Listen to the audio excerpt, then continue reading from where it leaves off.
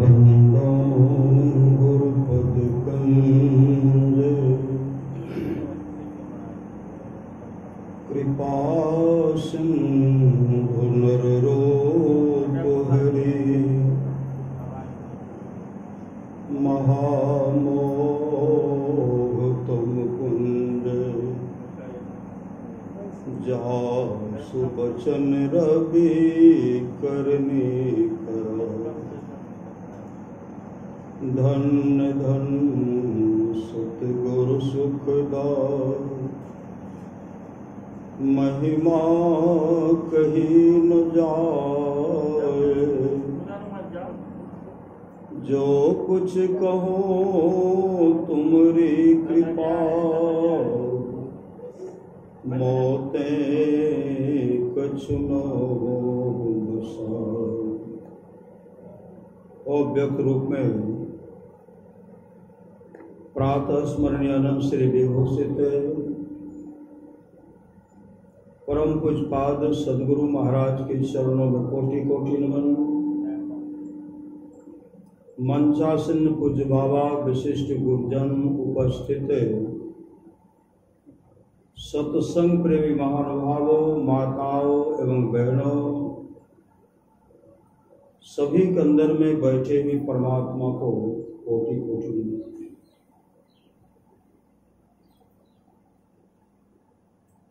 अभी हम लोग सत्संग में बैठे हुए हैं। आज का सत्संग जो है एक बच्चे का जन्मदिन है। बच्चे के जन्मदिन के अवसर पर सत्संग हो रहा है। सबके जन्मदिन, सबके छठी शीला, सबके मुंडन संस्कार के अवसर पर सत्संग नहीं होता। जो ऐसे बहुत बड़े भाग्यशाली बच्चे हैं उसी के जन्मदिन के अवसर पर सत्संग होता है। आज बहुत जगह बहुत बच्चे का जन्मदिन मनाया जा रहा होगा, बहुत जगह सत्संग होता होगा और बहुत जगह मांस मछली अंडा शराब का व्यवस्था किया गया है। आज बहुत जगह बच्चे का छठी शीला भी होगा, बहुत का छठी शीला सत्संग के द्वारा मनाया जाएगा और बहुत के जन्मदिन के अवसर पर मांस मछली और शराब का सेवन किया जाएगा। लेकिन हम लोग जिस बच्चे के जन्मदिन के अवसर पर सत्संग कर रहे हैं, यह बच्चा इतना भाग्यशाली है। संत कबीर साहब की वाणी है, भक्ति बीज बिन से नहीं, जो जुग जा अनंत, ऊंच नीच घर जन्म ले तो संत को संत। आज बच्चे का जन्म ऐसे घर में इस बच्चे का जन्म हुआ है, ऐसे घर में इस बच्चे का जन्मदिन मनाया जा रहा है जिस बच्चे का दादा दादी गुरुदेव के प्रति समर्पित भाव है। सत्संग और सत्संग नित्य ध्यान नित्य संलग्नता के साथ करते हैं और त्रिकाल संध्या भी करते हैं। त्रिकाल संध्या क्यों करते हैं? राम राज में प्रवेश करने के लिए, सतगुरु के देश में प्रवेश करने के लिए, परमात्मा के देश में प्रवेश करने के लिए यह त्रिकाल संध्या करते हैं और सत्संग। अभी सुन रहे थे काकभुसुंडी और गरुड़ जी का संवाद। जपते राम प्रताप खगेशा, उदित भयो अति प्रबल दिनेशा। मतलब राम राज कहाँ है? श्री सदगुरु भगवान श्री राम जब जीवित थे उनके राजकाल के व्यवस्था में लोग देखिए कितने रावण उनको, कितना दुष्ट उनको सताने का प्रयास किए। सब संत को भी सताया, भगवान तक को नहीं छोड़े दुष्टों ने। तो संत महात्मा लोग कहते, परमाराज सत महाराज कहते हैं उस राज में जाने के लिए, उस सदगुरु के देश में, राम के राज में जाने के लिए सबसे पहले हम लोग सदगुरु से प्रार्थना करें, काम क्रोध मद लोभ के नहीं वेग सकावे, सब प्यारा परिवार और संपत्ति नहीं भावे, गुरु ऐसी करिए दया अति होय सहाई, चरण शरण होय कहत हो लीजे अप नाई। मतलब काम क्रोध मद लोभ के फेरे में तमाम फंसे। जो अपने अंदर में ध्यानाभ्यास करेंगे, साधना करेंगे, संत कबीर साहब की वाणी है, उस राम राज में, उस सदगुरु के देश में जाने के लिए कोठा के ऊपर कोठरी हो साहब, झलके अधर आकाश हो, वही ऊपर नियक्षर हो साहब, वही गए उतर पार हो, सुखमन घाट के सांकर बटिया, हम धनी अलप बयस हो, चंद्र बदन मोरा अंगिया पसीज गेले, नैना से ढरी परे नोर हो, पी लहू आहू हंसा ऊर्ध मुख धार हो, जैसे सामर गाय के दूध हो, जे सखी पीबे सोई सखी जाने, और दूसरो जाने नहीं कोई हो, साहब कबीर मुख मंगल गावल, शब्द परे को टक सार हो, अवरी के गौना बहुरी ने औना, फेरू न मनुष्य अवतार है, जो अवतार हो, जो मुस्तैदी के साथ ध्यानाभ्यास करेंगे।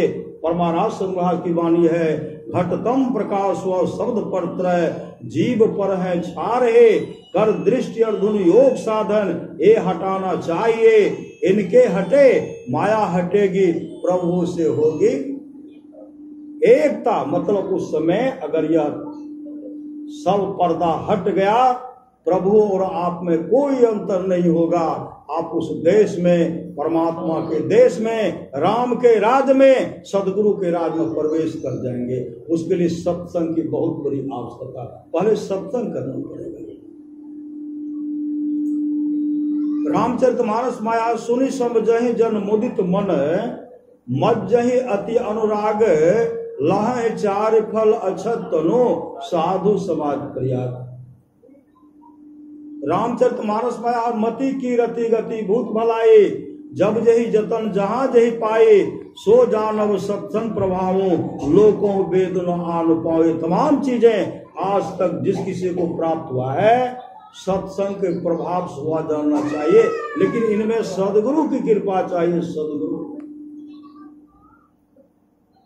जौं गुरु कृपा तनि ही विचारे, मिटे कल्पना सो गए, गुरु समदाता साहिब लाई, गुरु गुरु जपिए लोग है, गुरु तज और न चित बसाइए, गुरु गुरु गुरु गुरु नित्य है, जपत रहिए में ही कर जोरी। मतलब दोनों दृष्टि की धारों को जोड़ना पड़ेगा।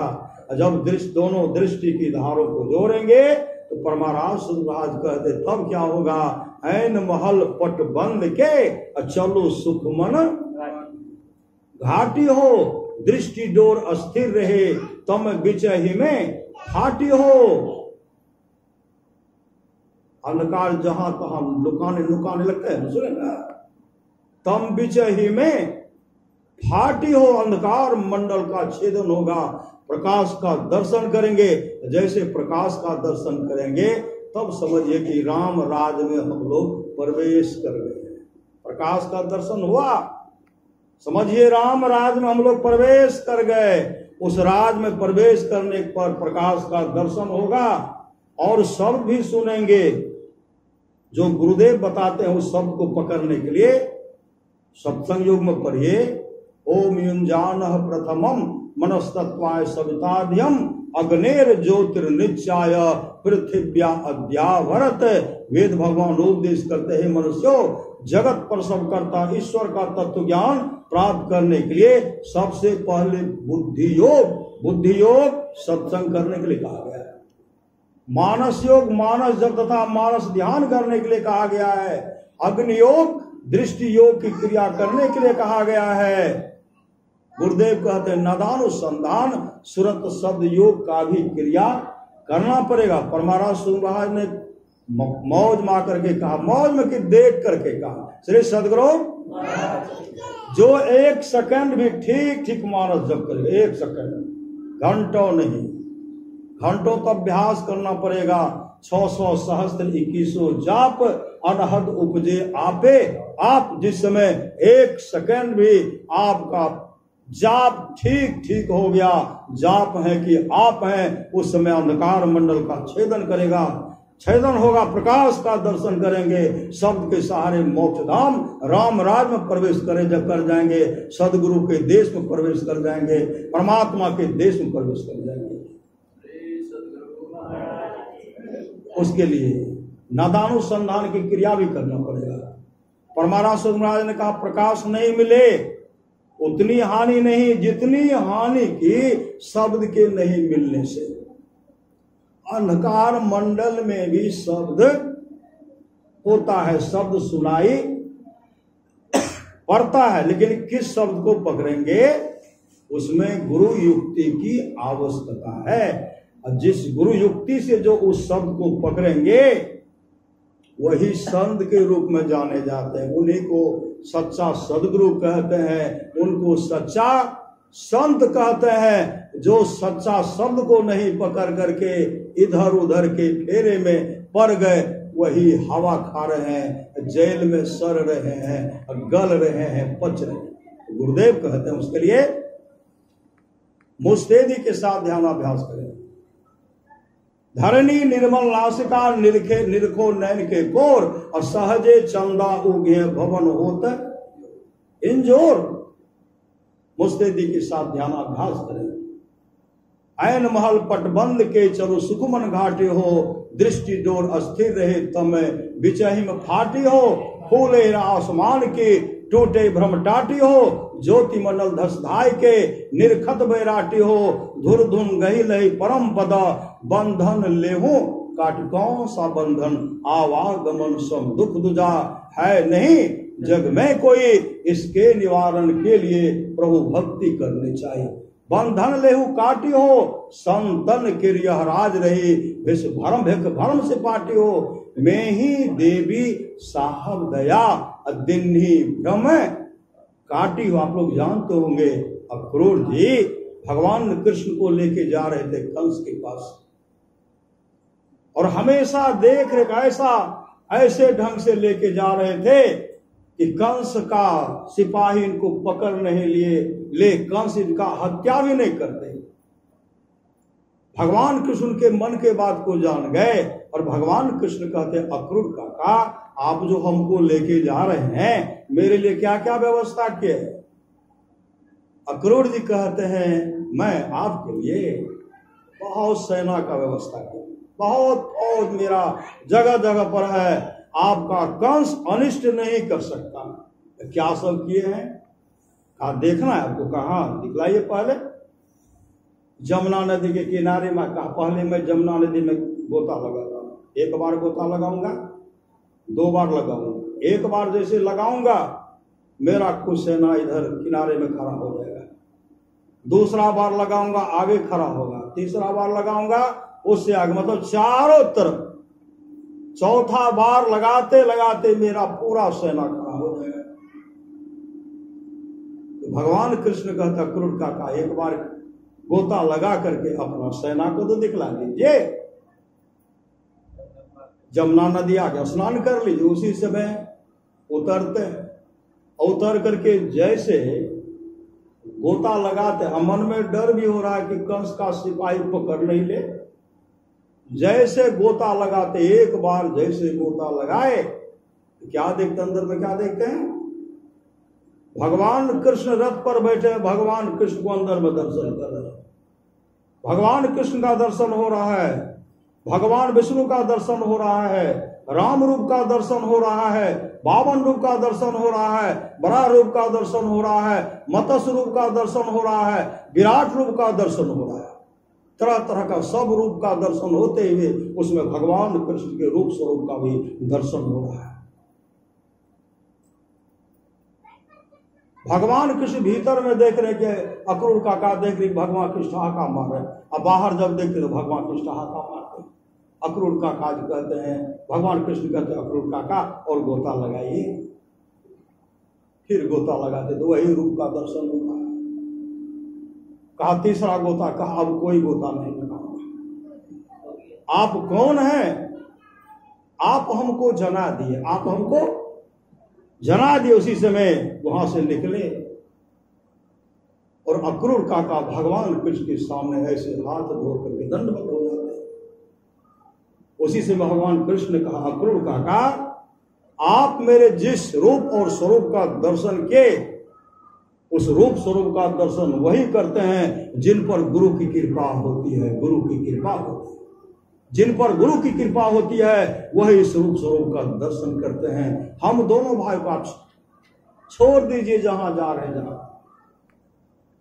गुरु की कृपा। जब गुरु कृपा हो जाओ, गुरु कृपा तनी विचारे मिटे कल्पना सोगे, गुरु समदाता साहिब नाही, गुरु गुरु जपिए लोगे, गुरु तजी और चित्त बसाइए, गुरु गुरु गुरु गुरु नित्य है जपत रहिए, मैं ही कर जोरी, गुरु चरण धरी चित्त। इस तरह सत्संग नित्य और ध्यान नित्य संलग्नता के साथ करेंगे।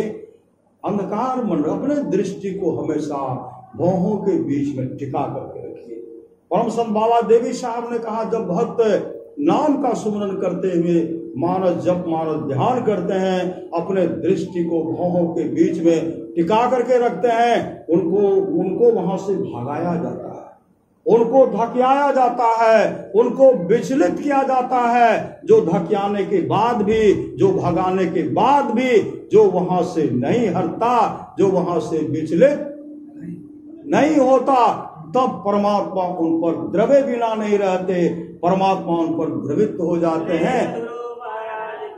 जब परमात्मा उन पर द्रवित हो जाते हैं, सबसे पहले प्रकाश का दर्शन करते हैं और सब भी सुनते हैं। उनके सहारे मोक्ष धाम राम के राज में, सदगुरु के राज में, परमात्मा के राज में चले जाते हैं। उसके लिए सत्संग की बहुत बड़ी आवश्यकता है। सत्संग नित्य और ध्यान नित्य संलग्नता के साथ कीजिए। इहलोक परलोक दोनों मंगलमय होगा। बोलिए प्रेम से श्री सदगुरु महाराज की जय।